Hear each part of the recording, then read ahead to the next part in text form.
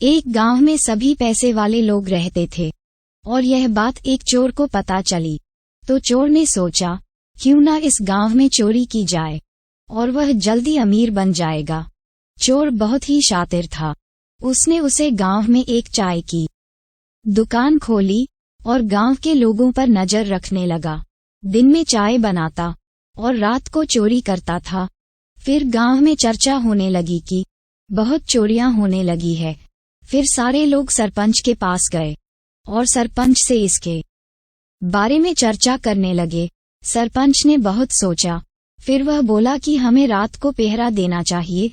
गांव के अंदर जैसे ही चोर आएगा हम उसको पकड़ लेंगे। गांव वालों ने सरपंच की बात मानी और वैसा ही किया। गांव के बाहर पूरी रात पहरा दिया। फिर भी उस रात को गांव में चोरी हो गई। लोगों को बहुत आश्चर्य हुआ कि ऐसा कैसे हो सकता है। वह फिर से सरपंच से मिलने गई। फिर सरपंच ने बहुत सोचा और बोला, पूरी रात गांव के बाहर पहरा दे रही थी, फिर भी गांव में चोरी हो गई। इसका मतलब है कि चोर गांव का ही है, कोई बाहर का चोर नहीं है। सरपंच ने कहा, तुम मुझे 2 दिन का वक्त दो, मैं इस समस्या का समाधान निकालता हूँ।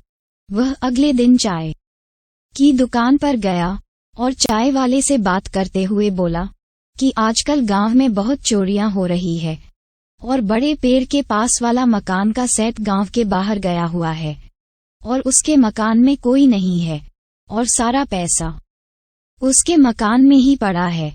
कहीं चोर उसके घर चोरी ना कर ले। ये बात बोलकर सरपंच चला गया।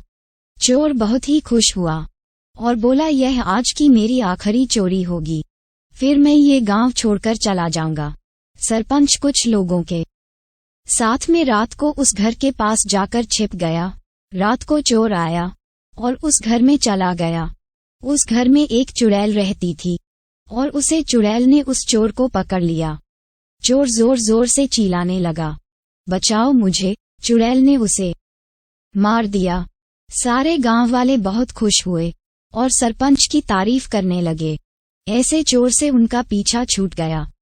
अगर आपको चुड़ैल से डर लगता है तो वीडियो को लाइक करो, अगर नहीं लगता है तो चैनल को सब्सक्राइब करो।